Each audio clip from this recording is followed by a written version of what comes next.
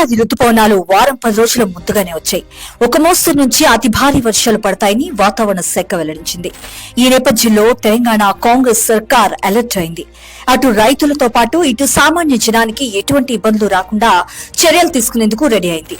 గౌరవ సీఎం శ్రీ రేవంత్ రెడ్డి గారు video conference ద్వారా మంత్రులు, కలెక్టర్లు, అధికారులతో మాట్లాడి తీసుకోవాల్సిన ముందస్తు జాగ్రత్త చర్యలను వివరించారు. ముఖ్యంగా కల్లాల్లోనూ, ధాన్యం కొనుగోలు కేంద్రాల్లోనూ ఉన్న ఒడ్లు తడవకుండా తెలంగాణ కాంగ్రెస్ ప్రభుత్వం పకడ్బందీగా చర్యలు తీసుకుంటుంది. అవసరమైతే లారీల సంఖ్యను పెంచి మరిన్ని గోదాములను అద్దెకు తీసుకోనైనా ధాన్యం తరలింపు స్పీడప్ చేసేందుకు సిద్దమైంది.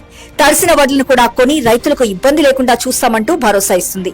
అలాగే రైతుల సాగు కోసం అవసరమైన ఎరువులు, విత్తనాలను అందుబాటులో ఉంచింది. నకిలీ విత్తనాలు, ఎరువులమ్మే బ్లాక్ మార్కెట్ పై ఉక్కుపాతం మోపింది. ముందుగా వచ్చిన వర్షాల కారణంగా సీజనల్ వ్యాధులు, జ్వరాలు వచ్చే ప్రమాదం ఉండడంతో వైద్యారోగ్య శాఖను ప్రభుత్వం అలర్ట్ చేసింది.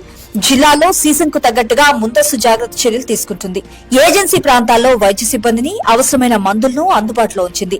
హైదరాబాద్ తో పాటు రాష్ట్రంలోని పలు జిల్లాల్లో కురిసిన భారీ వర్షాల కారణంగా ఎలాంటి నష్టము వాటిల్లకుండా చర్యలు తీసుకుంది. హైదరాబాద్ పరిధిలోని జీహెచ్ఎంసీ, పోలీస్, హైడ్రా, ట్రాఫిక్, విద్యుత్ విభాగాలు సమన్వయంతో పనిచేసేలా ఆదేశాలిచ్చింది. రోడ్లపై నీరు నిల్వ ఉండకుండా, ట్రాఫిక్ ఇబ్బందులు రాకుండా, విద్యుత్ సమస్యలు లేకుండా చూసేందుకు అధికారులను క్షేత్రస్థాయిలో పర్యటించాలని సర్కారు ఆదేశాలు జారీ చేసింది. జిల్లా కలెక్టర్లు, ఇన్ఛార్జి మంత్రులు నిత్యం ప్రజల్లో ఉంటూ ఎప్పటికప్పుడు వర్షాల పరిస్థితిని సమీక్షించేలా ఆదేశాలు జారీ చేసింది.